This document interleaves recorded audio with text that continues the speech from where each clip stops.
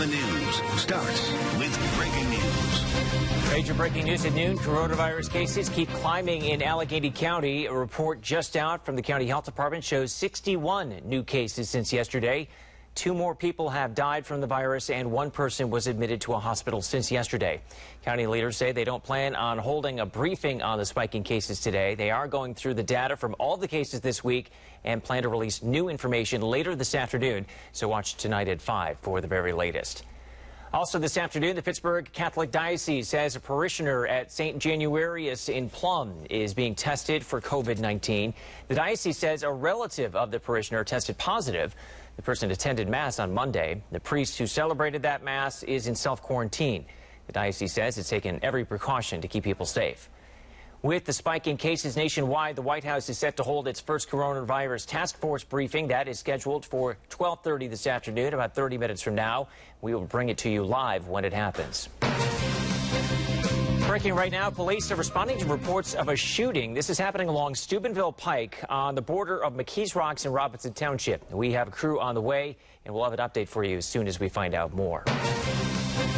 And more breaking news. Minneapolis City Council has advanced a plan to dismantle the city police department following the death of George Floyd. The vote is just one step in the process for it to make the November ballot, where voters would have the final say. A mother is facing charges. Police say she was driving under the influence with 4 kids in the back seat. Channel 11's Mike Holden has been sifting through the police paperwork and found out what else police say they found in the car. This Pittsburgh mom is locked up in the Allegheny County Jail right here behind me. Police say she put herself and others in immediate danger when she allegedly got behind the wheel under the influence with her kids on board. You are looking at the mugshot for 30-year-old Lakeisha Borner. The mother of 4 is charged with 4 counts of endangering the welfare of children, aggravated assault, and DUI. Police allege she drove under the influence with her 4 children, all under the age of 6, in the back seat of her car before allegedly assaulting officers. It all started right here along Center Avenue in the Hill District around 10:30 last night.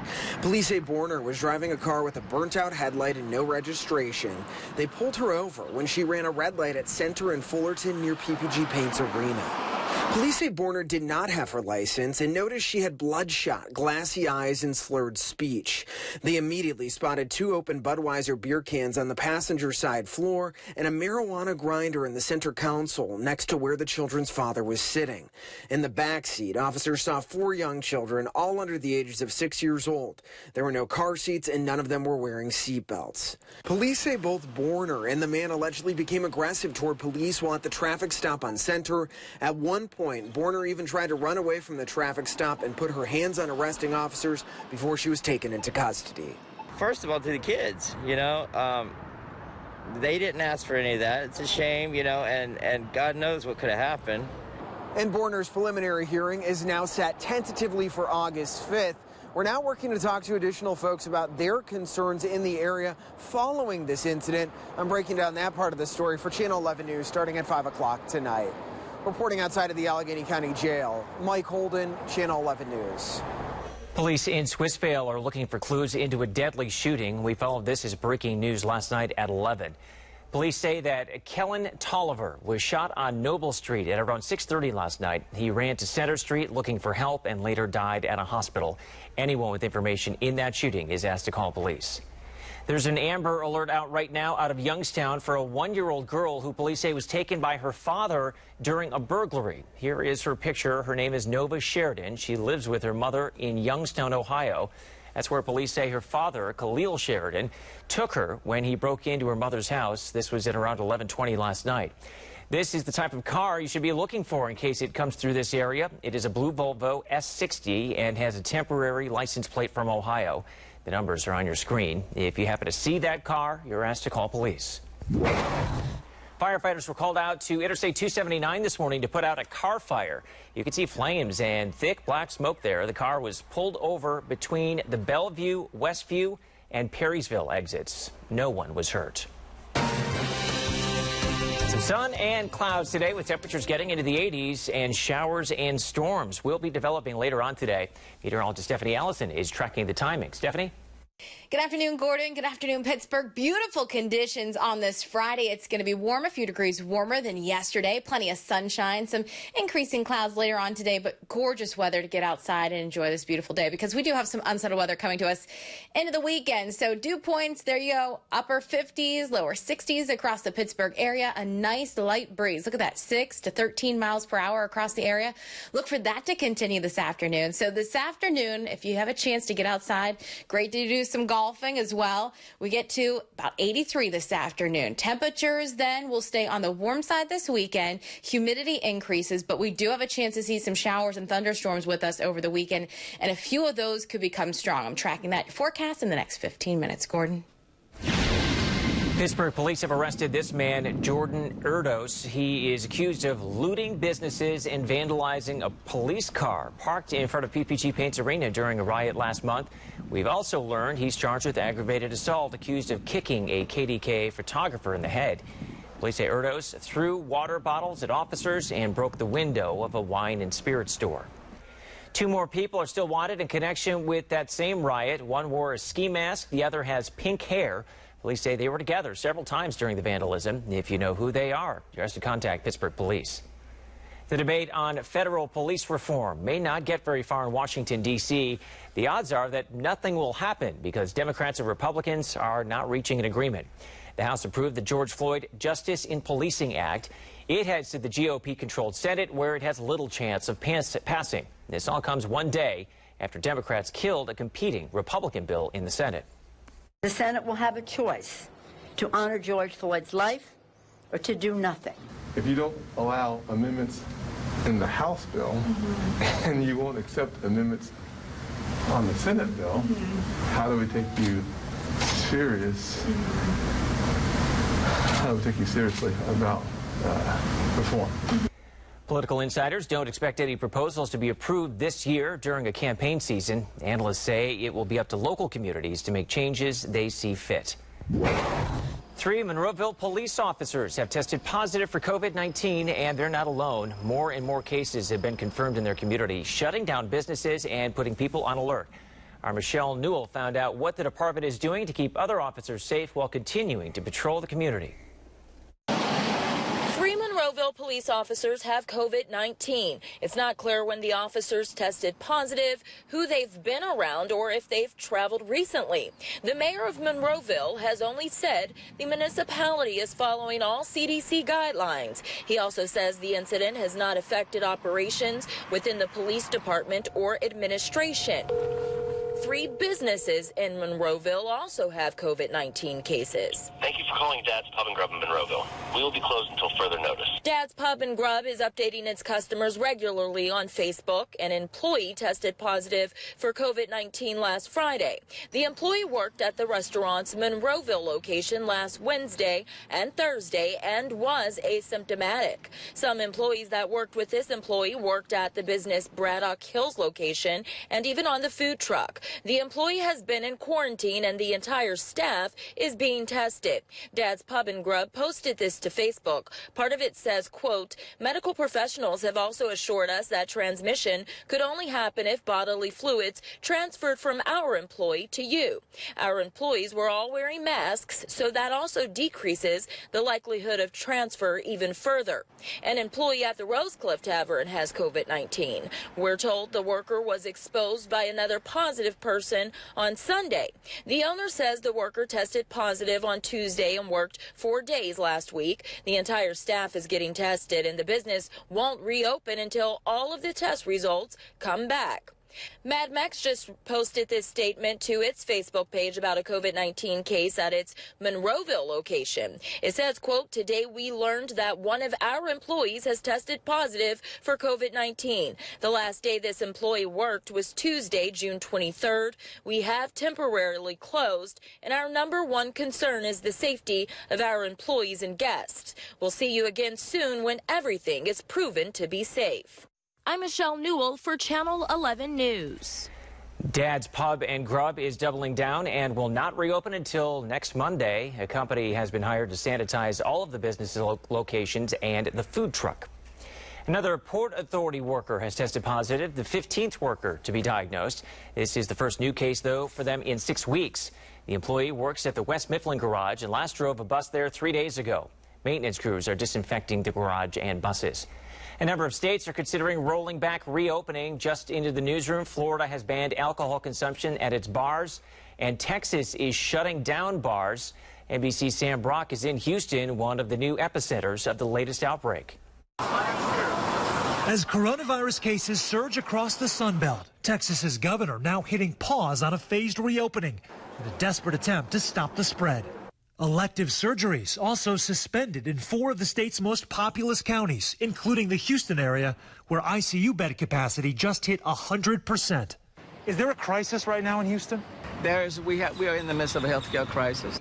Houston's Mayor Sylvester Turner telling NBC News if he had the power, he'd roll back the amount of people allowed in bars and restaurants. People circulating and mingling in the bars and the clubs.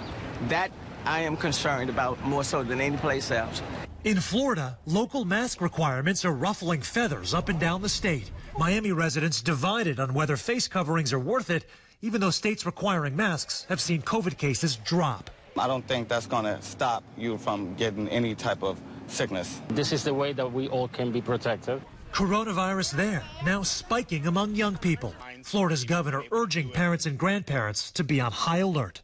Now that you have some of the younger folks who are testing positive at higher rates, it's just important for folks in the upper age groups, whether you're a parent or a grandparent, to just understand that that's out there. Warnings in California, too, where health officials are closely watching a similar uptick.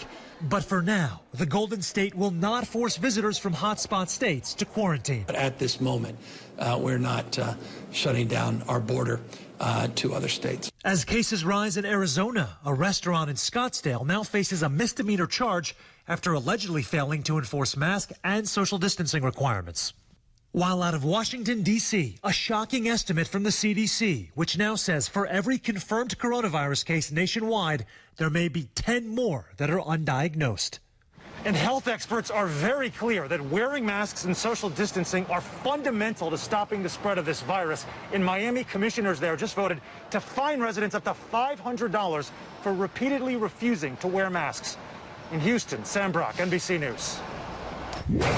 Some outdoor activities are more risky when it comes to not COVID-19. The best things to do to enjoy a safe summer.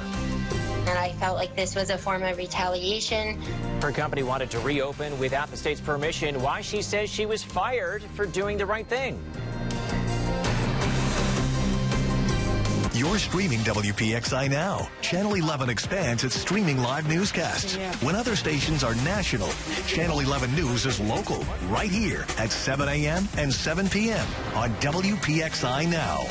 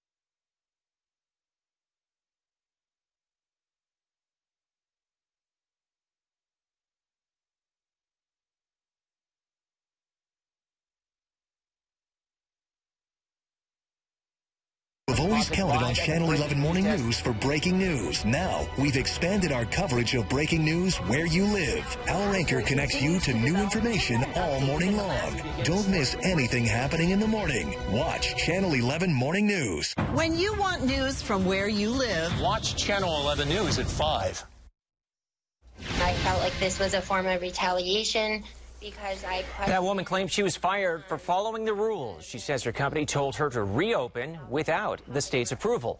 When she refused, she says she was let go. Now Target 11's Rick Earl reports she's taking her former boss to court. She worked for Acceptance Now for a decade, but she says the company let her go after she refused to defy the governor's order.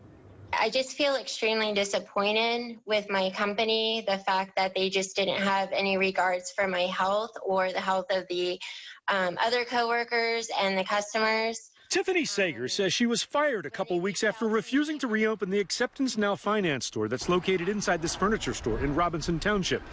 She says her manager told her to open on May 3rd, even though the governor's order closing all non-essential stores wasn't lifted until May 15th. I feel like I did what I needed to do to follow the governor's orders and also reach out to my superiors. Sager says she was told it would be by appointment only. She says she repeatedly reached out to other supervisors with questions but got no response. Another manager eventually reopened the store, and Sager was told her position had been eliminated. Did you clearly feel then that when they told you you didn't have a job that you were retaliated against because you refused to come in? That's exactly how I felt, and I also expressed that I felt like this was a form of retaliation because I questioned the mandatory stay-at-home order and how they were opening up the store. The company website has a page devoted to COVID-19 precautions, stating, quote, "Whatever we can do to ensure everyone's safety, health, and peace of mind, we are committed to do." Sager and her attorney have now filed a complaint against the company. They should be commending employees like that, and instead they were in such a hurry to get their business back open that they disregarded their obligations and her obligations, and instead of honoring her legal obligations and her moral and ethical obligations to keep herself and her customers safe, they simply swept her aside. And Sager is now asking an arbitrator to award her back pay along with compensatory and punitive damages after she claims she was fired for doing the right thing. Rick Earl, Channel 11 News. We received this statement from an attorney representing Rent-A-Center that reads, in part, Ms. Sager was offered multiple opportunities to return to a sales manager position, but declined to do so, even though Rent-A-Center's operation of its Acceptance Now locations was consistent with Governor Wolf's orders. Lawmakers in Butler Township are helping restaurants get back to business. According to Butler Radio, township commissioners approved a plan to reduce the number of parking spots by 40%. That way, restaurants can use the space for outdoor seating. Restaurants are already limited to 50% indoor capacity. Churchill Downs has announced a limited number of fans will be allowed at this year's Kentucky Derby. The race has been pushed to September. Officials say the race will be open to fans at reduced capacity. Track officials say they have worked with Kentucky state health experts to lay out guidelines that help keep visitors safe. They include mobile ticketing, asking employees and guests to wear masks, and limited general admission tickets to the infield. The Derby is scheduled for September 5th, and you'll be able to see that race right here on WPXI. The city of Pittsburgh has formed a task force to crack down on illegal fireworks. Fireworks shows across the area have been canceled, so people have been putting on their own. Pittsburgh has seen a nearly 400% increase in firework complaint calls. Public safety officials are reminding people that fireworks, even those that were recently legalized, are still dangerous. Anyone caught with violating fireworks law could face a $100 fine.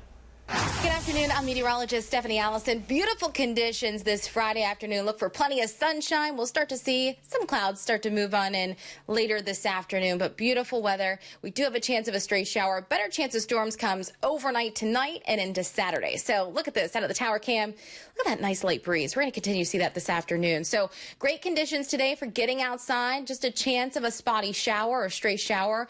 Very limited, but we do have a chance of storms over the weekend, and that's going to start after midnight really tonight and again throughout the daytime tomorrow. So I'm going to track that here and give you a timing on the latest chance of rain and thunder here coming up. Now, we are going to have a chance of an isolated shower or even a clap of thunder on Sunday, but Sunday looks to be the driest day of the weekend and better weather for Monday. So the humidity will start to increase in the forecast tonight. It's going to be warm and humid over this weekend. This afternoon, look at this, 83 degrees. Very average temperature for this time of year. Our average high is 82. We're going to come in at 83 degrees today. But if you are going to spend some time outside, you should. Just make sure you grab that sunscreen and keep it handy. Burn time 15 minutes, so the sunglasses, sunscreen, and that hat, that's a good idea for today. So 83 downtown, 83 in Beaver, 82 in Greensburg, 80 in Butler today. As I mentioned, we're going to start to see some clouds around as we head into your late afternoon and evening hours. So still at 83 at 6 o'clock, 82 at 7 p.m. Quiet early this evening, and then overnight, we do have that chance of some showers popping up mainly after 11 p.m. And we could have some heavy rain at times, gusty winds, and some thunder with this as we're sleeping overnight. Look at this through the early morning hours. This drops down through I-80, north of Pittsburgh mainly, south of Pittsburgh. Might not even see a drop of rain from this overnight. And then through the daytime tomorrow, we do have that threat. So thunderstorm outlook for tonight, overnight isolated threat here, mainly Pittsburgh and north. And then as we take a look at tomorrow, we're going to start the day in the 60s early in the morning. Should be quiet, but we are going to have cloud cover around. Watch what happens as we move towards lunchtime. Pockets of rain set up. We're going to see some of these storms here in the afternoon could be severe, but what may limit that severity is the storms that we'll have overnight, the cloud cover during the day. So something we're going to keep an eye on, time that out for you as we head closer to tomorrow. So you want to check back in with Chief Meteorologist Stephen Cropper tonight at 5 for the latest on that. So a few of those storms later on in the daytime, Saturday afternoon and evening could become strong, as I mentioned. So that severe weather threat is there. And the main concern is damaging winds possible, and also chance to have some hail, and of course frequent lightning, so you need to watch that. And always, if you hear thunder, head inside. So your severe weather risk for tomorrow is moderate, and the main concern is those high winds that we could have and those downpours. Taking a look at the forecast for Sunday. Sunday is the pick day of the weekend, even though we do have a chance of an isolated shower or thunderstorm in the forecast there at 83. Better weather in the forecast as dry conditions return Monday and Tuesday. We warm things up to the mid-80s. Confederate monuments are coming down across the country, but not in Gettysburg. The reason statues there are staying put. More so and better than any chemical. And next, the new cleaning method one police department in our region is using to protect against coronavirus. News is happening in your neighborhood. Channel 11 News is there. We're in McCandless, Cranberry, and Butler. We cover news everywhere you live, not just downtown. We're in Aliquippa, Coriopolis, and Moon. Bringing you stories that impact your town. That's what makes Channel 11 News different. More local news from more neighborhoods. That's a fact. We're in Bethel Park, South Park, and Mount Lebanon. When you want news from where you live, watch Channel 11 News at 5.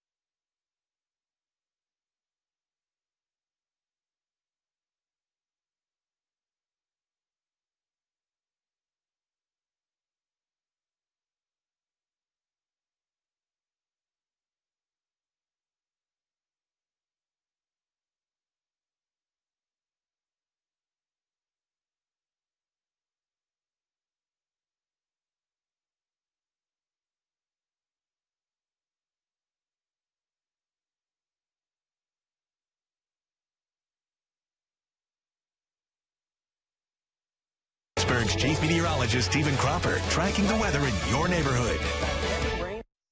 This is the most efficient and effective way to kill germs, more so and better than any chemical. You can't see it, but these police cars are killing germs, and they're using their own heaters to do it. Boardman Police, just across the border in Ohio, is one of just 4 police departments in the country testing the technology. Channel 11's Aaron Martin shows us how it works and what local police departments are saying about it. It's reading the data. Idle went up without me touching anything. Blower motor, high heat, blowing. Boardman Township Police is much smaller than their counterparts in Pittsburgh and Cleveland, but the department is one of only 4 nationwide selected by Ford to test a new technology to rapidly disinfect police cruisers. This is the most efficient and effective way to kill germs, more so and better than any chemical. Boardman Police Fleet Manager Michael Carquito walked Channel 11 through how the superheated disinfectant works, programming the vehicle to raise the temperature to more than 130 degrees for 30 minutes to an hour. It's no different than sitting in Arizona in a hot parking lot. While you open the door, you get that rush of hot air. Studies from Ohio University show the system is effective in killing almost all germs and bacteria on surfaces, including the coronavirus.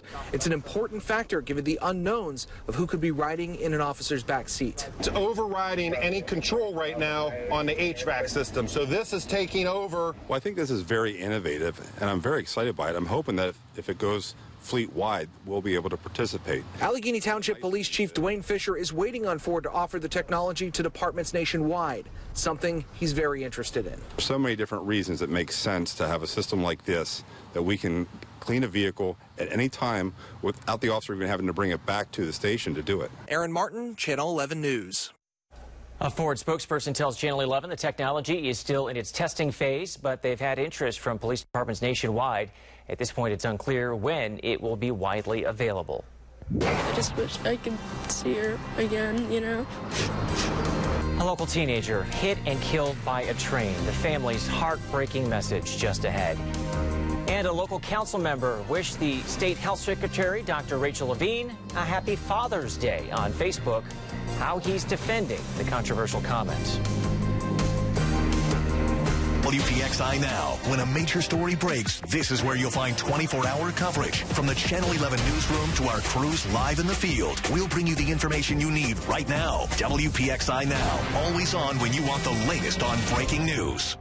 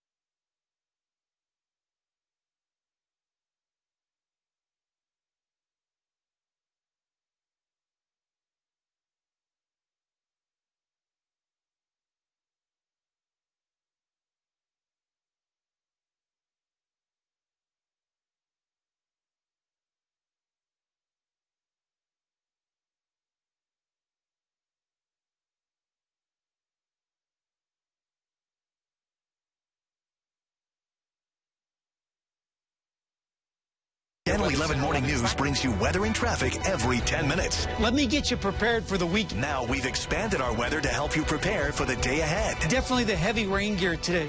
Watch Channel 11 Morning News. We're on from 4:30 to 7 a.m. Channel 11 News at 5, covering more news happening in Beaver County. Steubenville Pike, Channel 11's Renee Wallace just got to the scene, and she's live with the very latest this afternoon. Renee? Yeah, Gordon, just got to the scene, and already we've spoken to at least one witness about what happened here. So I'm going to direct your attention to behind me and the Pittsburgh Motel. This is on Steubenville Pike, and what you're looking at is county homicide and several police officers outside a hotel room. And from what witnesses are telling me, it sounded like firecrackers going off, but actually those were gunshots. And he tells me he saw two people come out of a hotel room. One of those two men collapsed there just beyond that police car that you're looking at. We have since learned that that man has been pronounced dead here on the scene. Now, let me direct your attention down the road here. This is Steubenville Pike, and normally this is a very active road.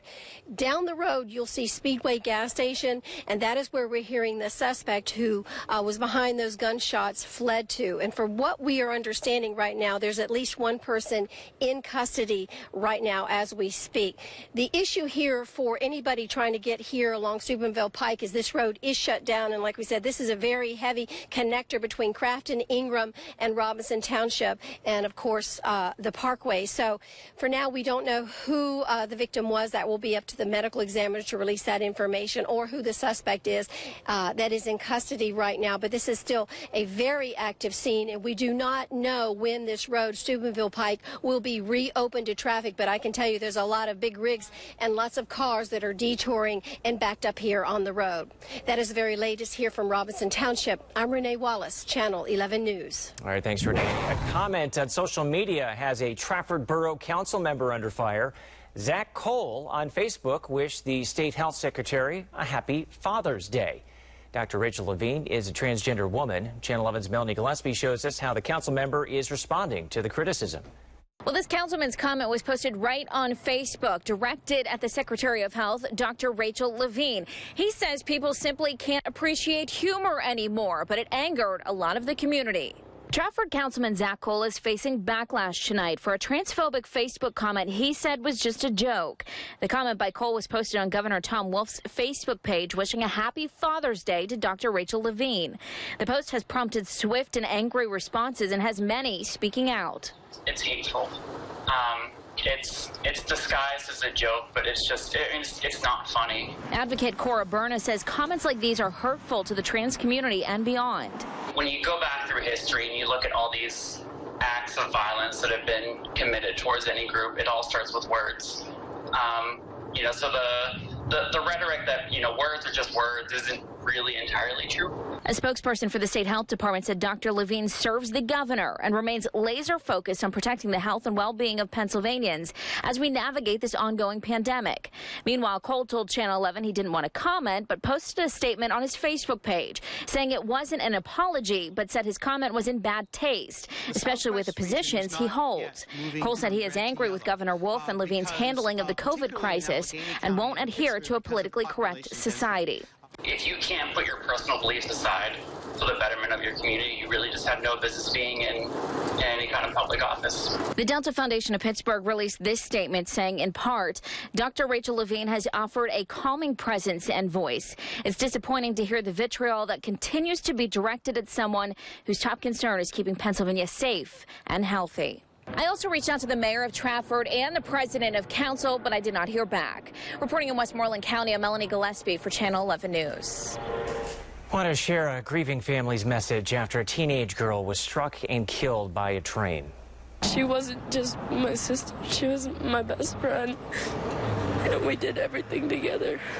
And I won't be able to see her anymore, and it just hurts.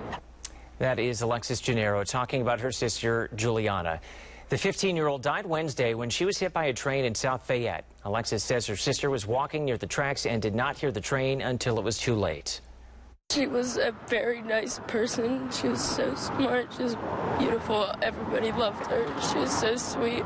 She had goals in life. I wish she didn't have to leave so soon. 2 other people were there. One survived by holding onto the side of the train trestle. The other had to make the unbelievably tough choice to lay down in the middle of the tracks and hope the train would pass over him. It did, and he walked away unharmed. A big step forward for Markey's Law. The proposal looks to change the parole process for violent offenders. It's named for 8-year-old Mark Mason. The Lawrence County boy was stabbed and killed by his mother's boyfriend, Keith Burley, last year. Burley was released from prison months earlier. The new law would postpone violent inmates' parole an additional 24 months. The bill was approved by a state judiciary committee, and it will be debated in the full Senate. Verizon has joined a group to boycott Facebook. They say they will not buy ad space until Facebook does more to prevent racist and violent information from being shared. The boycott is organized by civil rights groups under the rallying cry of Stop Hate for Profit. Across the country, protesters are tearing down monuments to Confederate soldiers and U.S. presidents, but not in Gettysburg. There are 40 Confederate statues at that site of this pivotal Civil War battle in Pennsylvania. The National Park Service says it hasn't received any complaints about the monuments memorializing troops from Louisiana, Mississippi, and other Confederate states. The president of the Gettysburg Black History Museum says if it's on a battlefield that's recognizing the history, it's not honoring them. But placing a statue of a Confederate in a public space, that's not where it belongs. A watchdog group's report on how the federal government has handled the pandemic is out, and it has some shocking revelations, including stimulus payments going to more than 1 million dead Americans. How much that mistake adds up to. Next. Thanks for joining us. I'm Gordon Lesh. And I'm Catherine Amenta. At Channel 11 Morning News, we help you prepare for the day ahead. Definitely the heavy rain gear today with temperatures. Heavier delays for the inbound morning commute. We expanded our breaking news team to better cover news happening right now and give you new information throughout the morning. Let's get right to Jennifer Tomazik live at the breaking news desk. A huge impact on the area. In fact, we just found out. Don't miss anything happening in the morning. Watch Channel 11 Morning News. We're on from 4:30 to 7 a.m.